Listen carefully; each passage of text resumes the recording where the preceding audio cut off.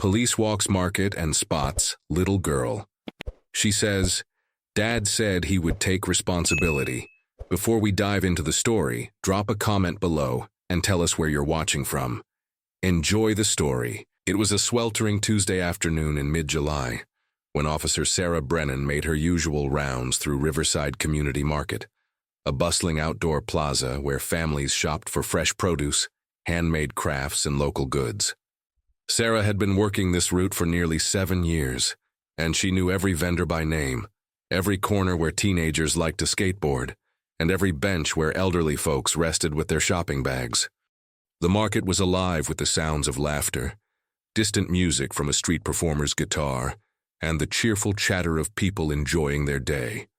Sarah smiled at familiar faces, waved at children running between stalls, and kept her eyes open for anything unusual.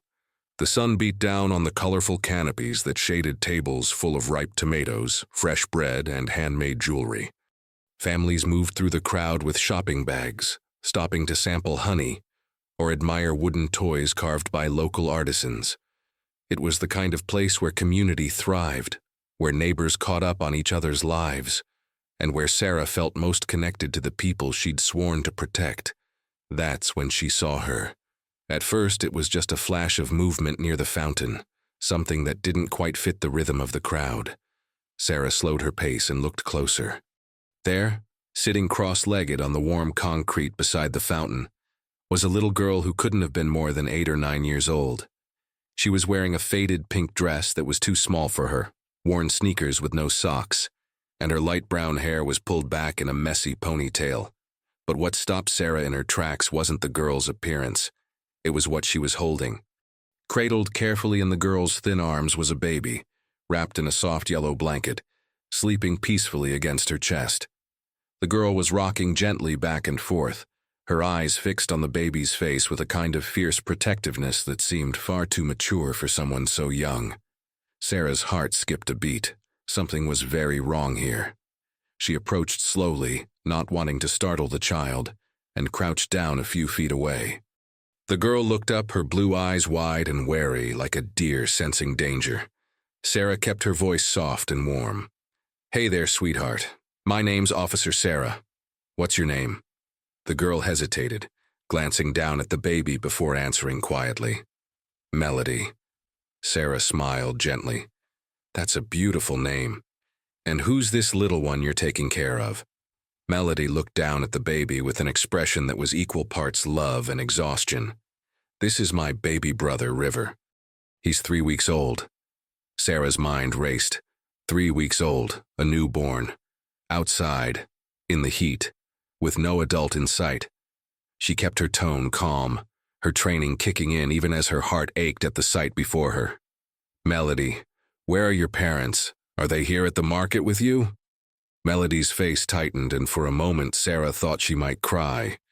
But instead, the little girl lifted her chin with a determination that seemed borrowed from someone much older, and said something that would echo in Sarah's mind for years to come. "Dad said he would take responsibility.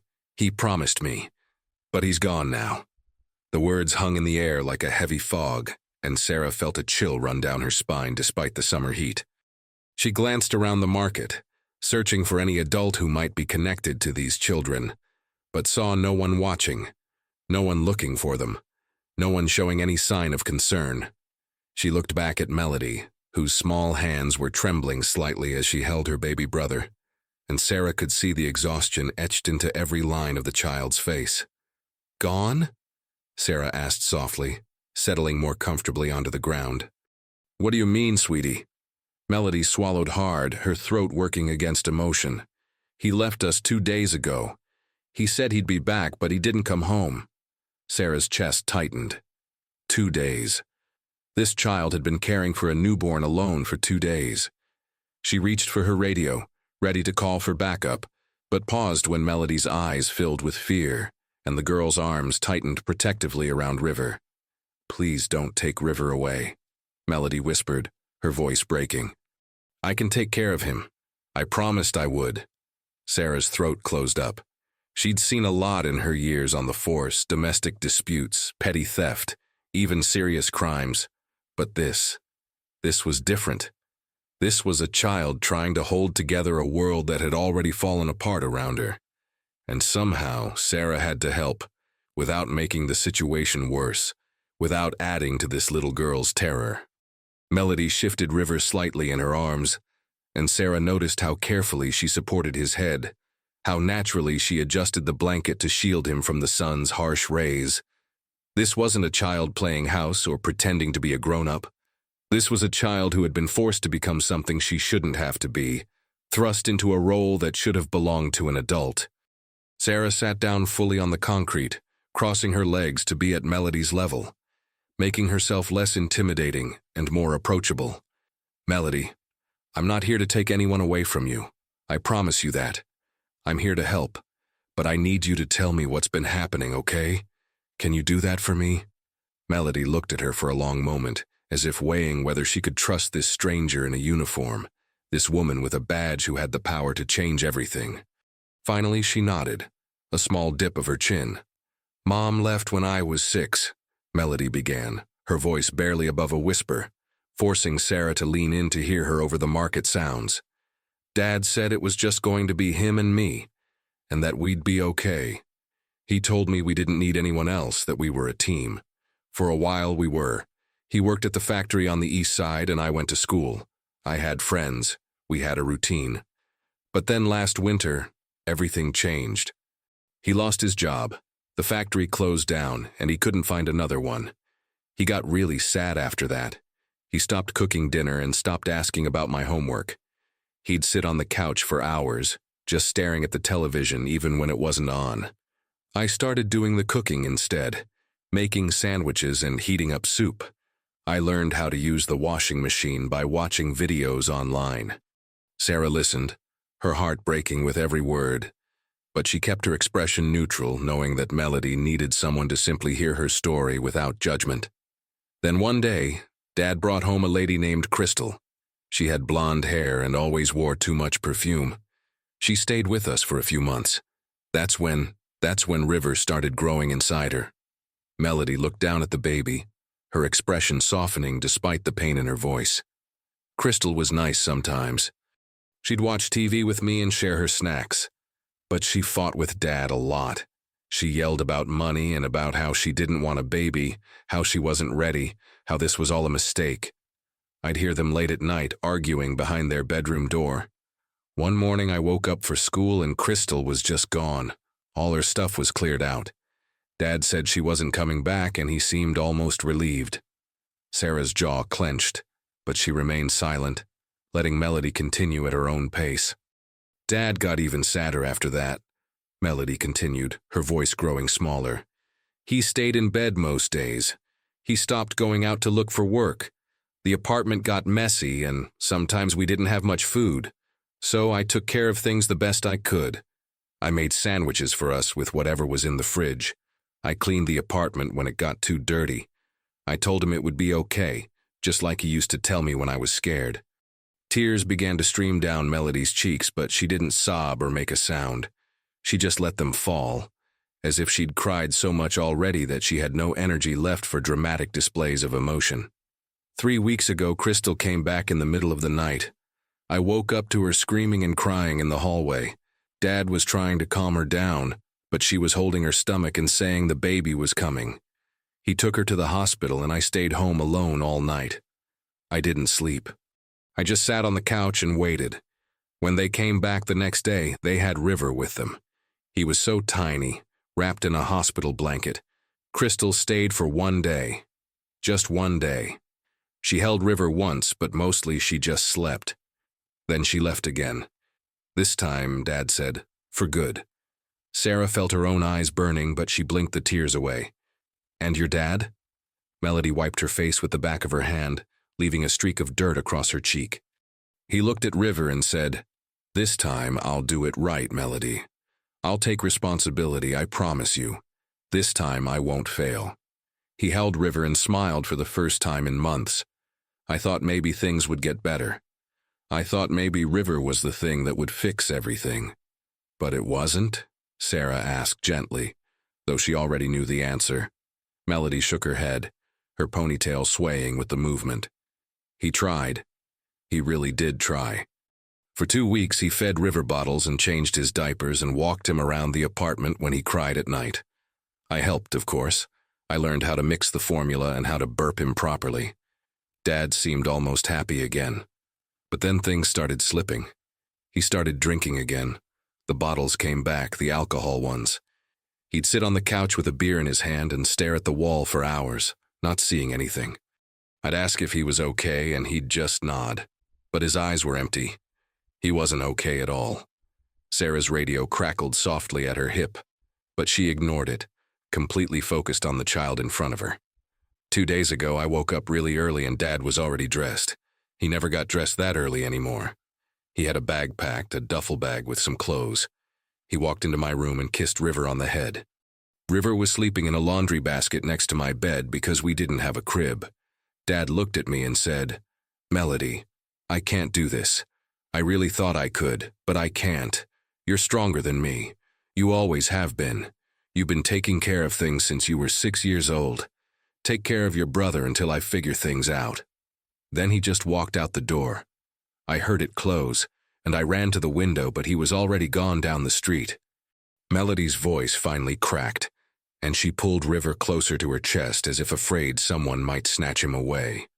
I waited all day for him to come back, then all night. River cried because he was hungry, and I used the last of the formula. By yesterday morning, we had nothing left. No food, no formula, no money. The power had been turned off the week before, so we didn't even have lights or a working fridge. I didn't know what to do. I couldn't call anyone because our phone was disconnected. I thought about going to a neighbor, but Dad always said not to trust them, that they'd call people who would take us away. So I put River in a baby carrier thing that Crystal left behind, and I walked here. It took almost an hour. People are nice here. I thought maybe someone would help us, or maybe Dad would remember this place and come find us here.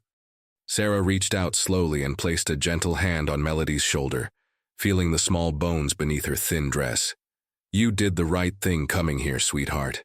You are so incredibly brave. What you've done, taking care of yourself and your baby brother, that's more than most adults could handle. But now I need you to let me help you, okay? Both you and River need food, water, and a safe place to rest. You can't keep doing this alone." Melody looked at her with eyes that were far too old for her young face, eyes that had seen too much and carried too much weight. "Are you going to take him away from me? Everyone always leaves or takes things away." Sarah's voice was firm but kind, filled with a conviction she felt deep in her soul. "I'm going to make sure both of you are taken care of. I'm going to make sure you're safe, fed, and that someone is looking out for you the way you've been looking out for River. That's my promise to you, Melody, and I don't break my promises." Sarah carefully radioed for assistance, keeping her voice low and calm so as not to frighten Melody further or attract too much attention from curious onlookers. Within minutes, a paramedic unit arrived at the market's main entrance, and a small crowd began to gather at a respectful distance, mothers with worried expressions, vendors who'd noticed the commotion, and regular customers who wondered what was happening. Sarah stood and gently helped Melody to her feet, keeping one protective hand on the girl's back as they walked slowly toward the ambulance, its red and white paint gleaming in the afternoon sun. The paramedics, a kind woman named Lisa with gray-streaked hair and a young man named Tom with gentle eyes, approached with soft smiles and warm voices that immediately put Melody slightly more at ease. "Hi there, Melody," Lisa said, crouching down to the girl's level. "We're going to check on you and your baby brother, just to make sure you're both healthy and doing okay. Is that all right with you?" Melody nodded hesitantly but didn't loosen her grip on River, whose tiny face was still peaceful in sleep, oblivious to the drama unfolding around him. Lisa examined the baby first, right there in Melody's arms, not wanting to cause distress by separating them, checking his breathing, his color, his responsiveness, and his overall condition. "He looks really good," Lisa said with a genuine smile. "You've been taking excellent care of him, Melody. He's a healthy baby, and that's because of you." Melody's face flickered with the tiniest hint of pride, a small light in the darkness of her fear. Then Lisa turned her attention to Melody herself, checking her pulse, which was elevated, her skin, which was dry and warm, and asking gentle questions about when she'd last eaten, when she'd last had water, when she'd last slept for more than an hour. Melody admitted she'd had half a granola bar the day before, and nothing since, and that she couldn't remember the last time she'd really slept. Maybe 2 days ago, maybe 3. Tom quickly retrieved a cold bottle of water and a protein bar from the ambulance's well-stocked supply, and Melody drank eagerly, her throat working desperately, while still managing to cradle River with one arm, her body instinctively protecting him, even as she tended to her own desperate needs. Sarah stood nearby, coordinating with dispatch and child services on her radio, speaking in low tones, but she never took her eyes off Melody, watching the girl's every movement, every expression, feeling something shift deep in her chest, something she hadn't felt in years, not since losing her own daughter. As Melody finished eating, drinking the last drops of water, a woman in a gray blazer approached the group, her heels clicking on the pavement. Her name was Janet Cole, a social worker with the county's Child Protective Services, and she had a warm face but a professional demeanor that spoke of years of dealing with difficult situations. "Hello, Melody," Janet said kindly, pulling up a folding chair someone had brought over and sitting down so she wasn't towering over the girl. "Officer Brennan told me a little about your situation, and I'm here to help make sure you and River are safe and cared for. Can you tell me where you've been staying?" Melody's face went pale, and her eyes darted to Sarah for reassurance before she answered. "Our apartment. It's on Maple Street. Building C, number 12 on the 2nd floor." Janet nodded and exchanged a meaningful glance with Sarah, who immediately understood what needed to happen next. "We're going to send someone to check on it, okay? Just to see what's there and what you might need. In the meantime, I'd like to take you and River to the hospital, just to make sure everything's okay and to give you both a thorough checkup. Then we'll figure out the next steps together, as a team." Melody's grip on River tightened instantly, her knuckles turning white. "I don't want to go to a hospital. Hospitals are where people go when something's really wrong. I want to go home." Sarah knelt beside her, looking directly into her frightened eyes.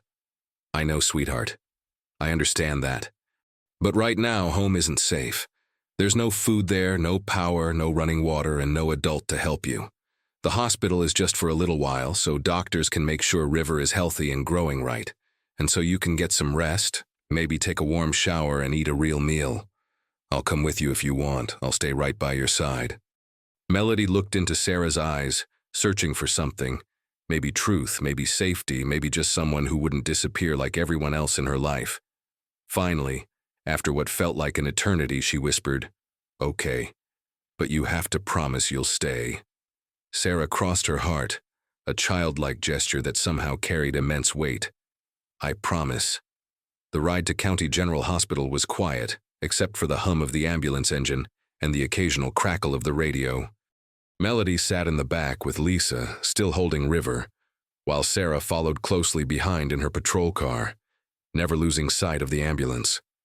At the hospital, they were taken to a private examination room in the pediatric wing, a space painted in soothing blues and decorated with cartoon characters on the walls. Melody was given a full examination by Dr. Patterson, a pediatrician with 30 years of experience in a grandfatherly manner. She was dehydrated, showing signs of moderate malnutrition, and exhausted to the point of collapse but otherwise physically unharmed. Her feet had blisters from the long walk to the market in shoes that were too small. Her arms showed bruising, but Dr. Patterson determined it was from carrying River for extended periods, not from anything more sinister. River, miraculously, was in remarkably good health, likely because Melody had prioritized his needs over her own every single moment of the past 2 days. He was the right weight for his age, showed no signs of distress, and was feeding normally when given a bottle. As Melody lay in a hospital bed, cleaned up and wearing a soft hospital gown, with River sleeping peacefully in a clear plastic bassinet beside her, Janet sat down in a chair nearby, pulling it close. "Melody, I need to ask you some important questions, and I need you to be honest with me. Do you have any other family? Grandparents, aunts, uncles, anyone we could call? Melody shook her head slowly, her damp hair spreading across the pillow. Mom's parents died in a car accident before I was born. That's what Dad told me, and Dad doesn't talk to his family. He said they hurt him when he was young and he never wanted to see them again. I don't even know their names. Janet sighed softly, making notes on her tablet. Okay, I understand. Here's what's going to happen next, and I want you to know every step so you don't feel scared or surprised. We're going to try very hard to find your dad. We'll check everywhere we can think of. But until we do, you and River will need to stay somewhere safe, somewhere with adults who can take care of you both. There's a temporary foster home, a very kind family who specializes in taking care of children in situations exactly like yours. They have experience, they have space, and they have big hearts. Melody's eyes filled with tears that spilled over onto her cheeks. Will they keep us together? Promise me they'll keep us together. Janet hesitated, and that single moment of hesitation was all Melody needed to see to know the truth wasn't guaranteed. I don't know yet, sweetheart. Finding a home that can take both a school-age child and an infant is challenging. Most foster families are set up for one or the other, but I promise you, I will do everything in my power to keep you together. That's my priority. Melody turned her face away, silent tears rolling down her cheeks and soaking into the pillow. She didn't make a sound, but her whole body shook with suppressed sobs. Sarah, who had been standing quietly in the corner by the window, stepped forward, her heart breaking at the sight. Can I have a moment alone with her? Janet nodded and stepped outside, closing the door softly behind her. Sarah sat on the edge of Melody's bed, the mattress dipping slightly under her weight. Melody, I know you're scared. I know this feels impossible and unfair. You've already been through so much, more than any child should ever have to face. But you've already done the hardest part. You kept yourself and River alive. You were strong when you absolutely had to be, when giving up would have been easier. Now it's time to let other people be strong for you. It's time to let people help carry some of this weight. Melody looked at her voice so small it was barely audible. What if no one wants us? What if we're too much trouble? What if they split us up and I never see River again? Sarah's throat tightened, and she felt tears prickling at her own eyes. Then I'll make sure someone does want you. I'll make sure you're not forgotten. I'll visit you, I'll check on you, and I'll fight for you if I have to. You're not alone anymore, Melody. Not as long as I'm here.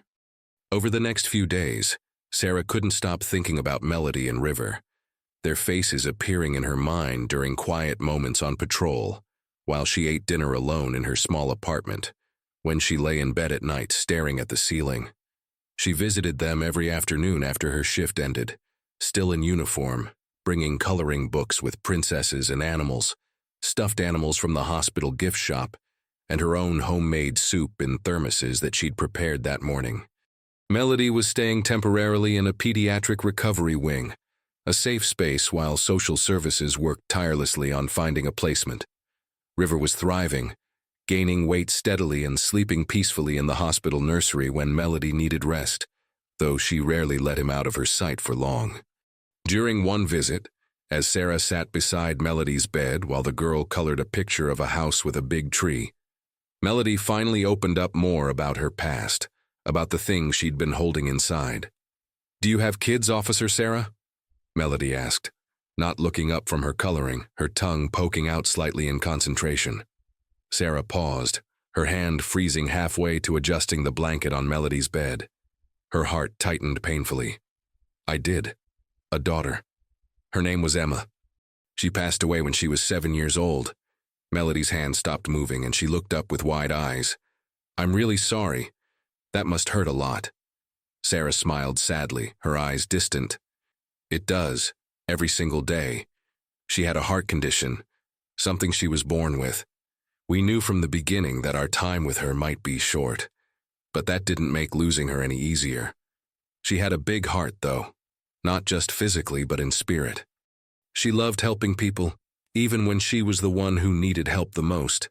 She'd give her toys to kids at the hospital, share her snacks with other patients, and always ask the nurses if they needed anything."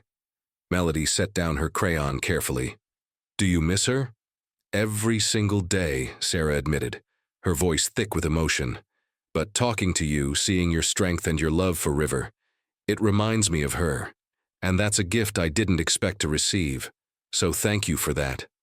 Melody reached out with her small hand and took Sarah's larger one, squeezing gently.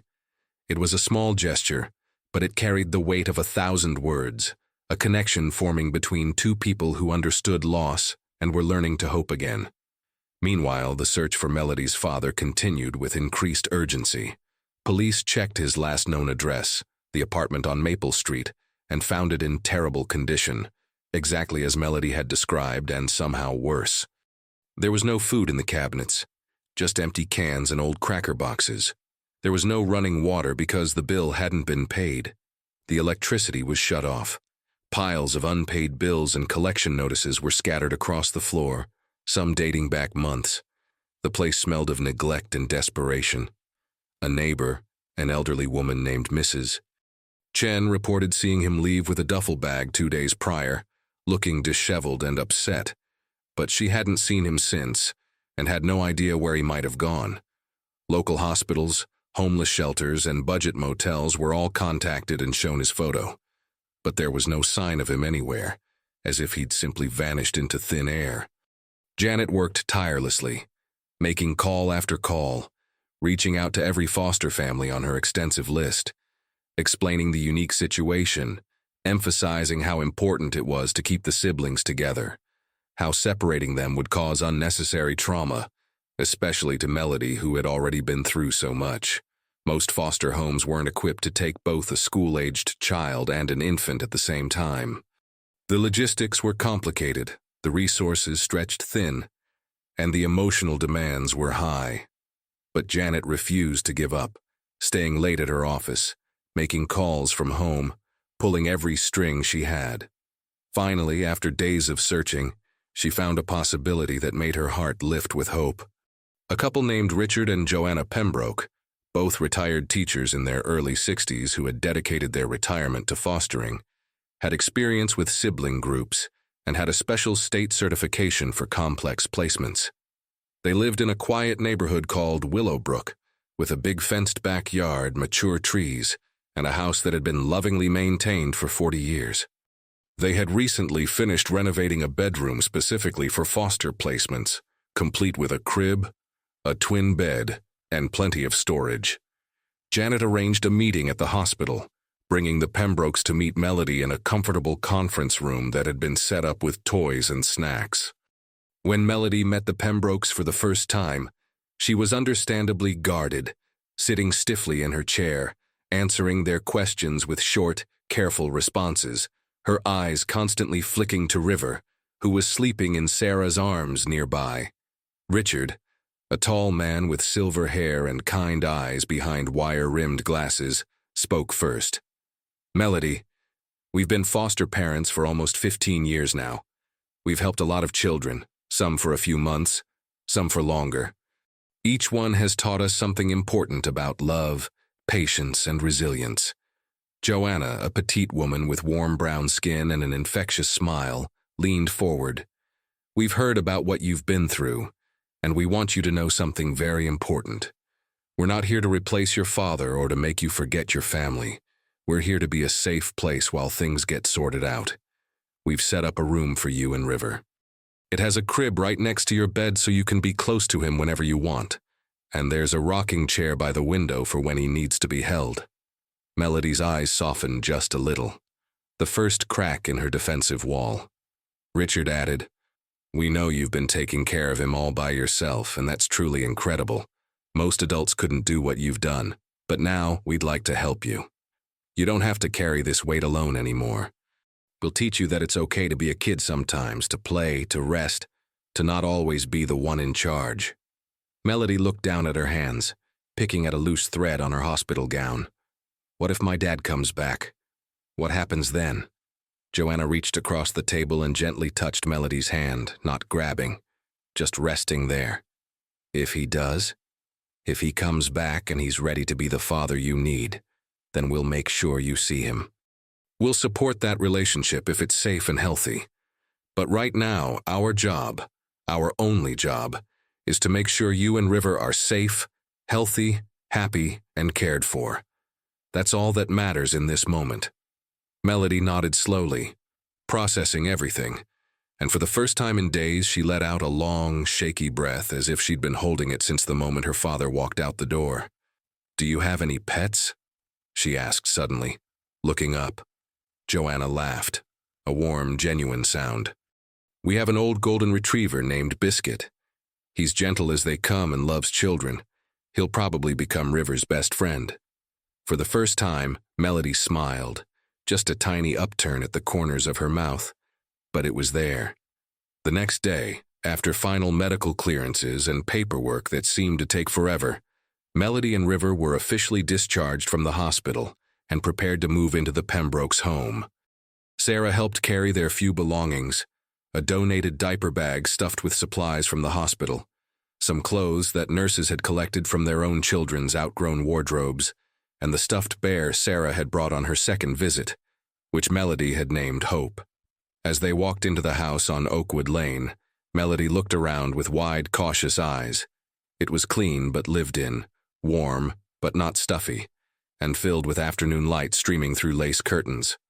There were framed pictures on the walls showing children of all ages, probably former foster kids, plants on the windowsills that were obviously well cared for, and the smell of something delicious baking in the kitchen, filling the air with cinnamon and sugar. Joanna showed Melody to her room, walking slowly, giving her time to take everything in. It was painted a soft lavender, Melody's favorite color, though Joanna couldn't have known that.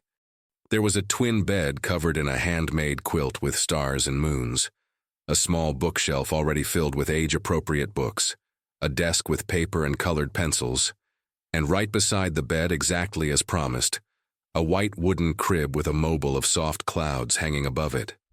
"This is for River," Joanna said, adjusting the mobile so it turned slowly. "And this," she handed Melody a small journal with a purple cover and a lock with a tiny key, "is for you. Sometimes it helps to write down what you're feeling, especially when words are hard to say out loud. You don't have to show anyone. It's just for you, a safe place for your thoughts." Melody took the journal and held it close to her chest, running her fingers over the smooth cover. "Thank you," she whispered, her voice cracking with emotion.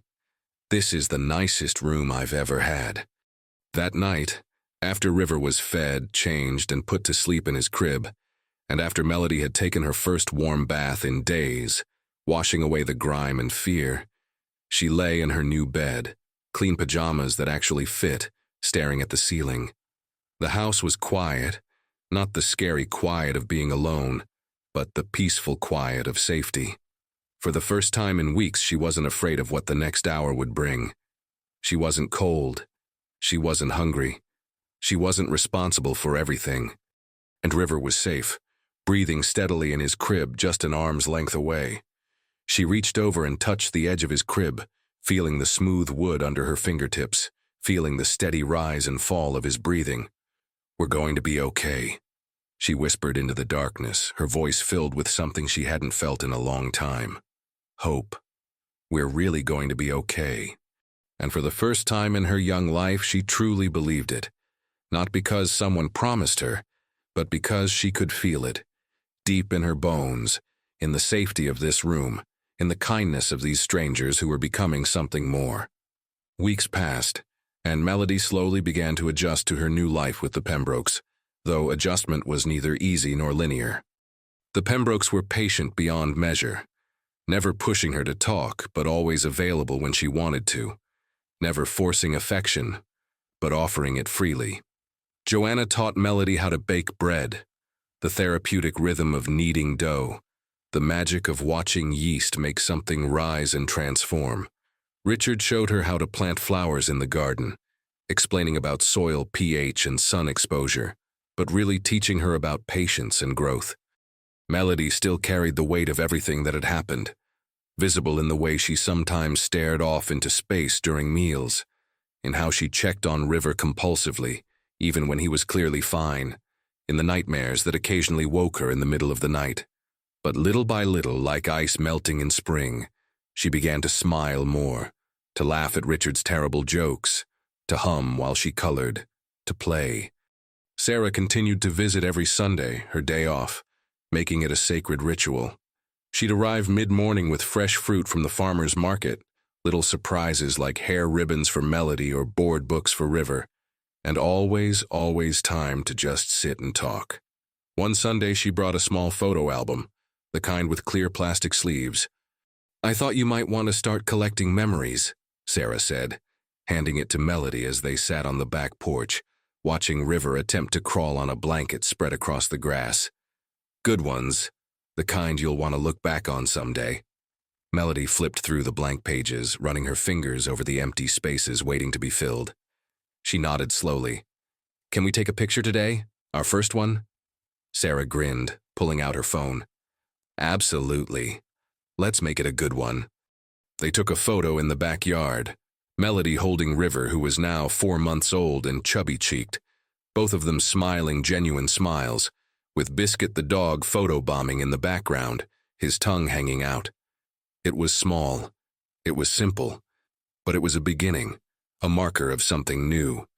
At school, which Melody had started attending 3 weeks after moving in, she was quiet and kept to herself at first, sitting alone at lunch, not raising her hand in class even when she knew the answers. But her teacher, Mrs. Dawson, a veteran educator with a gift for seeing the potential in struggling students, noticed Melody's love for reading and gently encouraged her to join the after-school library club. Melody hesitantly agreed, and there, surrounded by books and other quiet kids who preferred stories to sports, she found a small measure of comfort, losing herself in tales of other people, other worlds, places where things turned out okay in the end. Meanwhile, the search for Melody's father continued, though leads were frustratingly few and far between. Janet kept Melody updated in age-appropriate ways, never giving false hope, but also never closing the door completely, always framing it as an ongoing process. One evening, as Melody helped Joanna set the table for dinner, carefully placing forks and napkins just so, she asked the question that had been weighing on her mind. "Do you think my dad's okay? Like, do you think he's safe somewhere?" Joanna paused in the middle of stirring pasta sauce, choosing her words carefully, knowing how important they were. "I think your dad is probably struggling, Melody. I think he's dealing with things that are very hard for him, things that maybe he doesn't know how to handle. But that doesn't mean he doesn't love you. Sometimes people love their children very much, but still can't take care of them the way they need to be cared for. It's not about the love, it's about the ability." Melody thought about that, processing it in the way children do, connecting it to her own experiences. "I used to think love was enough, like if you loved someone enough you could fix anything." Joanna's eyes filled with compassion, and she set down her spoon to give Melody her full attention. "Love is powerful, sweetheart. It's one of the most powerful forces in the world. But people also need other things. They need help, support, sometimes professional treatment, healing from their own past hurts. Your dad wasn't able to get those things, at least not yet. But that's not your fault. None of this is your fault." Melody nodded slowly, and though the pain didn't disappear, though the ache of abandonment still lived in her chest, it felt a little less sharp, a little more bearable. That night, as she wrote in her journal by the light of her bedside lamp, she wrote something that surprised even herself. "Maybe it's okay to be sad and happy at the same time. Maybe I can miss Dad and still like it here. Maybe both things can be true." It was a realization that marked the beginning of real healing, the understanding that life wasn't black and white, that emotions could coexist, that she could move forward without forgetting where she'd been. Months went by, marked by small victories and gradual progress, and Melody grew stronger, not just physically as she gained healthy weight and her face filled out, but emotionally, learning to trust, learning to accept help, learning that adults could be reliable. She laughed more freely, played more imaginatively, and began to trust that the Pembrokes weren't going anywhere, that this wasn't temporary, that she could put down roots. River was thriving too, a happy baby hitting all his developmental milestones, babbling happily in his high chair, reaching chubby hands for Melody every time she came near, his face lighting up with recognition and joy. Sarah became a constant, reliable presence in their lives, showing up consistently, never making promises she couldn't keep, almost like an honorary aunt or godmother.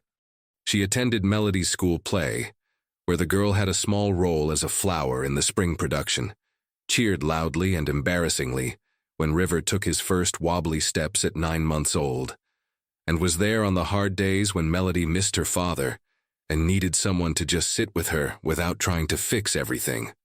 One Saturday afternoon in early autumn, Sarah took Melody to the park while Joanna and Richard watched River. As they sat on a bench watching leaves fall from trees painted in golds and reds, Melody asked a question that had been forming in her mind for weeks. "Do you think I'll ever stop feeling like it's my job to take care of him? Like even when I'm playing or doing homework, part of my brain is always thinking about River, wondering if he's okay." Sarah looked at her thoughtfully, considering her answer carefully. "I think you'll always feel protective of him, and honestly, that's not a bad thing. He's your brother, and you've been through something together that most siblings never experience. That creates a bond that's incredibly strong. But you're learning something important. You're learning that protecting someone doesn't mean doing it all alone. It means building a team of people who care, people who can share the responsibility. It means trusting others to help carry the weight." Melody smiled a little, understanding dawning. "Like you and Joanna and Richard and Mrs. Dawson and even Biscuit in his own way." "Exactly," Sarah said, returning the smile. "You're learning that love doesn't mean sacrificing everything. It means letting people in." One evening in late October, Janet called the Pembrokes with significant news that would test everything Melody had learned about healing and forgiveness. Melody's father had been located. He was staying at a rehabilitation center called New Horizons, 2 hours north, working on his recovery from depression and substance issues. He had voluntarily admitted himself 6 weeks prior and was making slow but steady progress. He had asked, through his counselor, if he could write a letter to Melody. Joanna and Richard sat down with Melody in the living room, Biscuit at their feet, and explained gently, giving her all the information, all the choices. Melody's hands shook as she held the unopened envelope, her name written in her father's familiar handwriting across the front. "Do I have to read it?"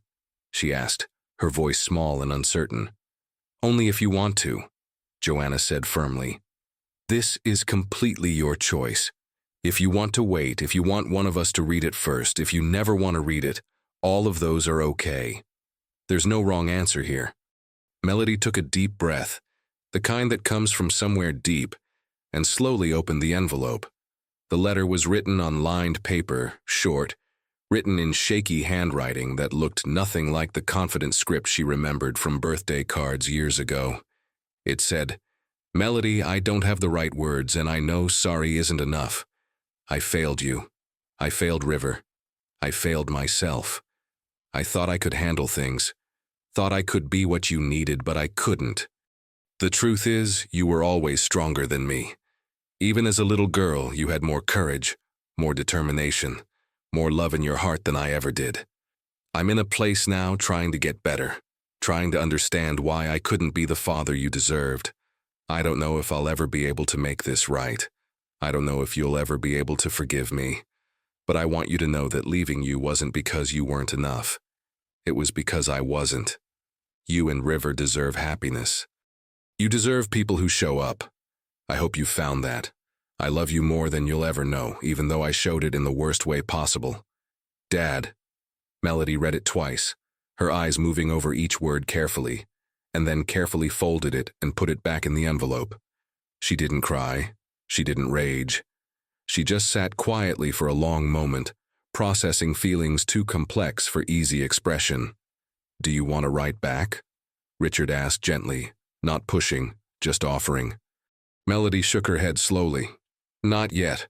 Maybe someday, but not yet. I need to think about what I'd even say." And that was okay. That was healthy.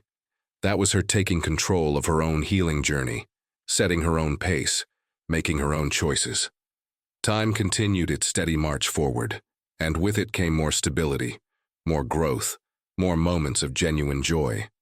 Melody started joining after-school activities, first just library club, then art class, and eventually, with gentle encouragement, the school choir.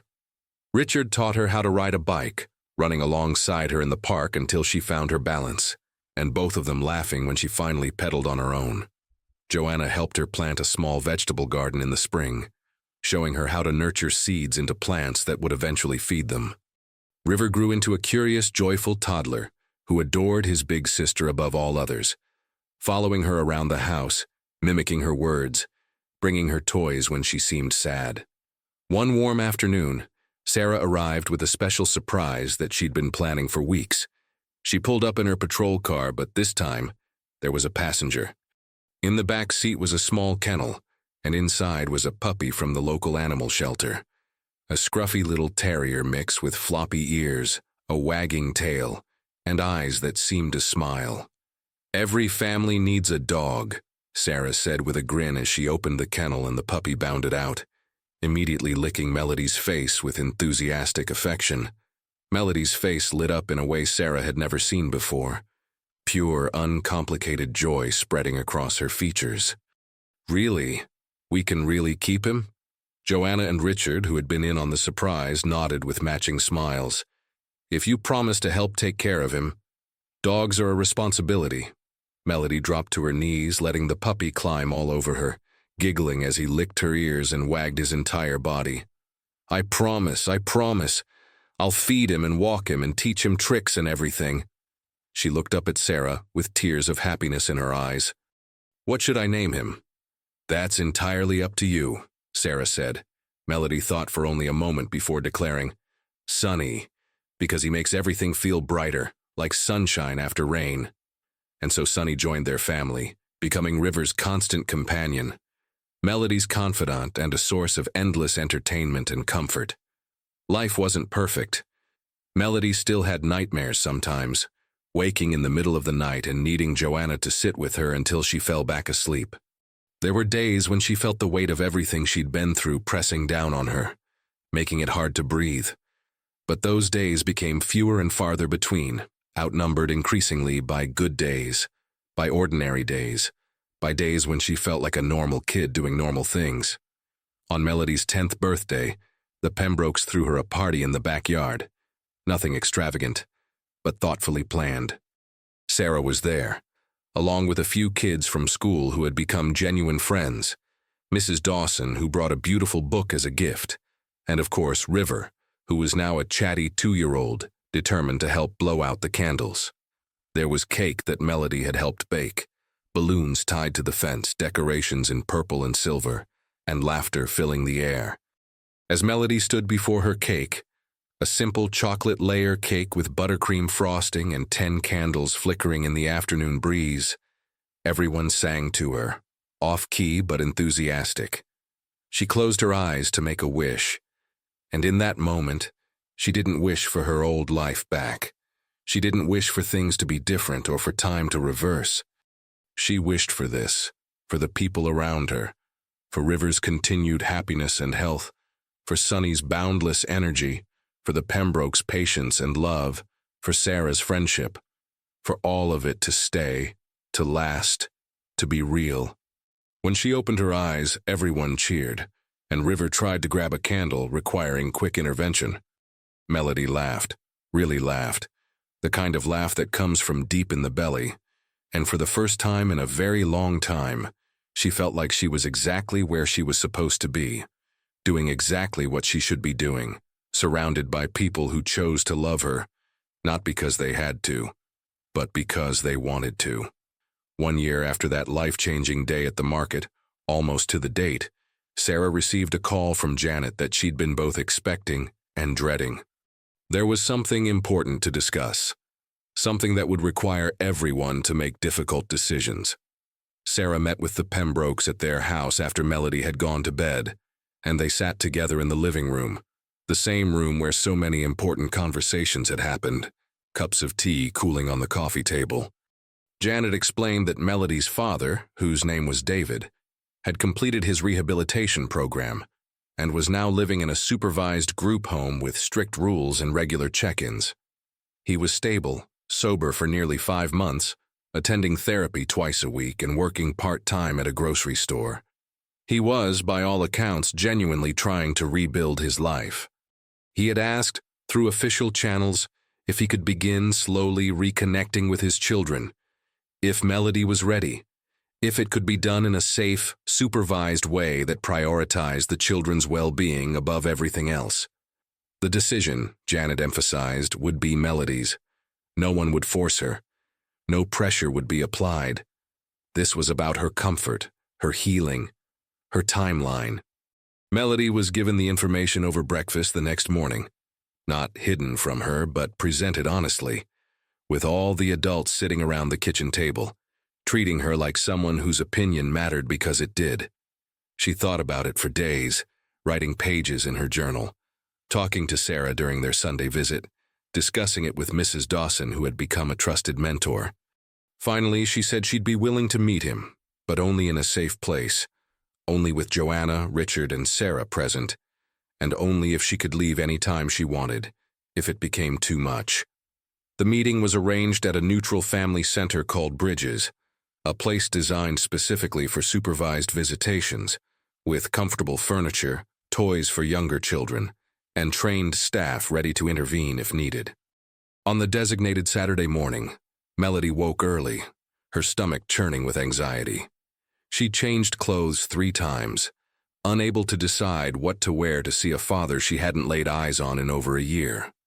Finally, Joanna helped her choose a simple purple sweater and jeans, comfortable and confident. The drive to Bridges felt eternal and too short at the same time. Melody sat in the back seat holding Joanna's hand, her other hand petting Sonny, who had been allowed to come for emotional support. River stayed home with Richard, too young to understand and potentially disruptive. When they walked into the meeting room, decorated in calming blues and greens, Melody's heart pounded so hard she thought everyone could hear it. Her father was already there, sitting in a chair near the window, and when he saw her, he stood slowly, his hands trembling. He looked different, thinner than she remembered, older somehow, with more gray in his hair, but his eyes were clear, clearer than they'd been in years. "Hi, Melody," he said quietly, his voice rough with emotion. "Hi, Dad," she replied, her voice barely a whisper. They sat across from each other, a trained family counselor named Dr. Martinez sitting nearby but giving them space, ready to guide if needed. The silence stretched, heavy with a year's worth of unspoken words, pain, abandonment, regret, and complicated love. Finally, David spoke, his words carefully chosen, probably rehearsed many times. "I don't expect you to forgive me, Melody. I don't even know if I deserve the chance to say these things to you. But I wanted you to know that I'm trying now. I'm really trying to become the person I should have been all along. I'm in therapy. I'm taking medication for depression.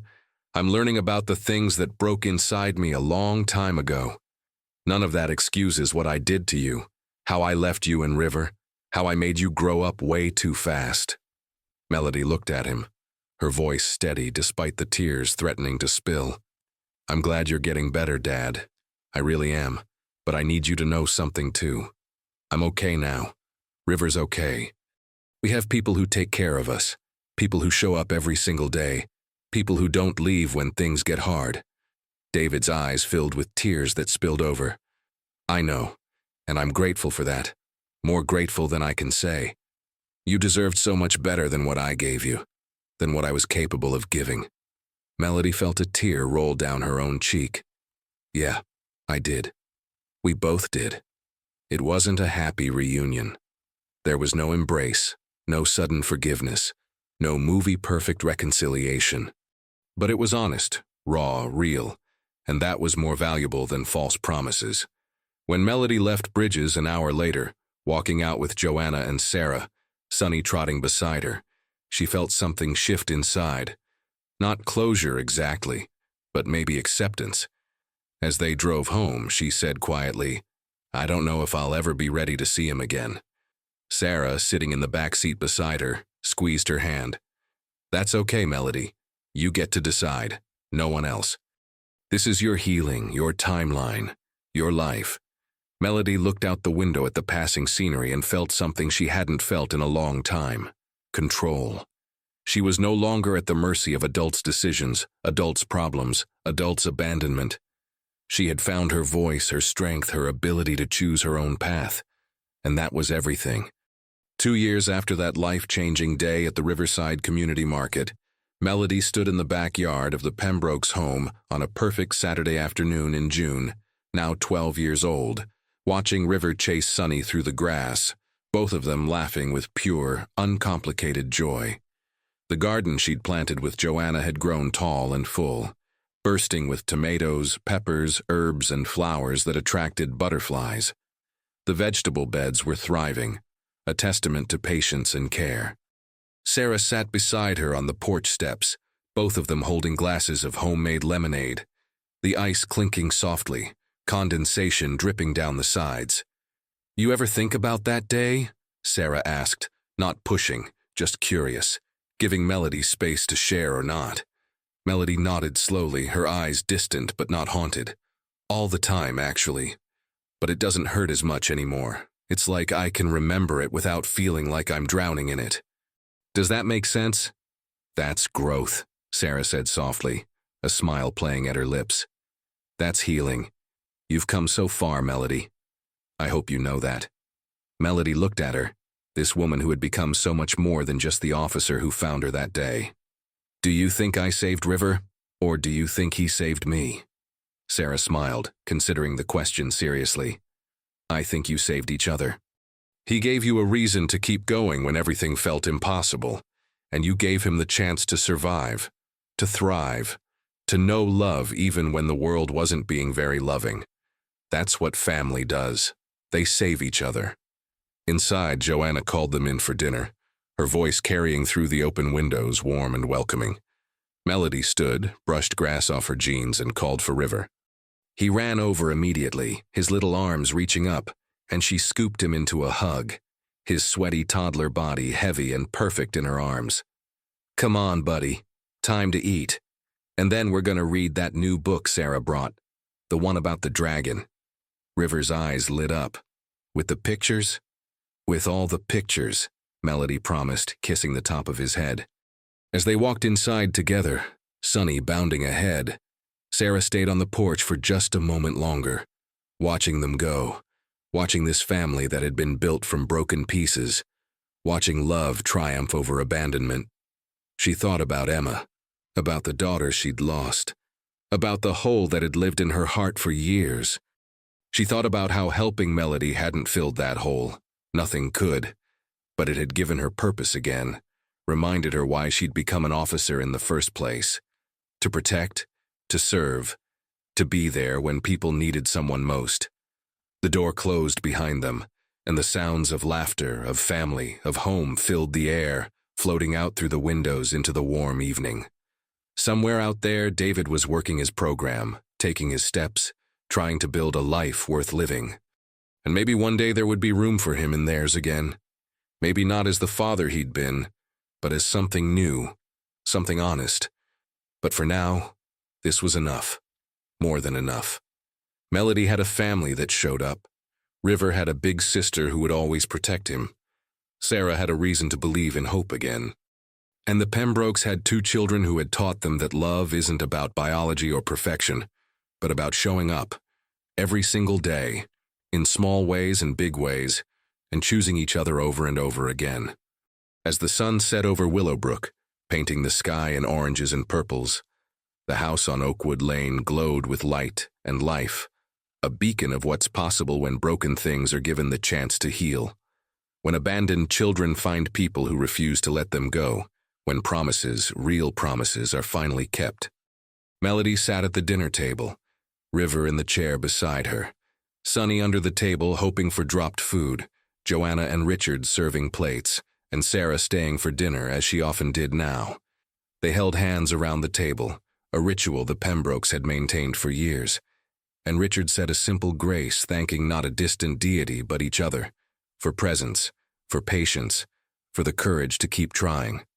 "Thank you for this food, for this home, for this family we've built together.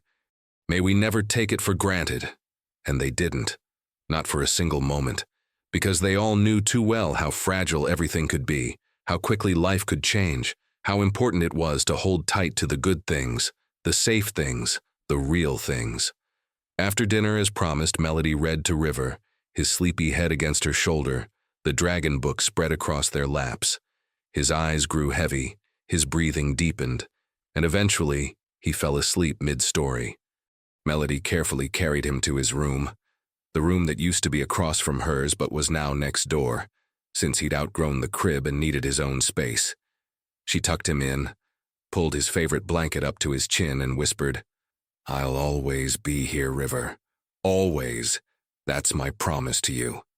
And unlike some promises made to children, this one would be kept. Not because life was perfect, not because there wouldn't be challenges ahead, but because Melody had learned what real love looked like, what real commitment meant, and she would carry those lessons forward forever. She had been the girl at the market, abandoned and desperate. Now she was the girl who knew she was loved, who understood her worth, who believed in tomorrow. And that transformation, that journey from desperation to hope, was the most beautiful story of all.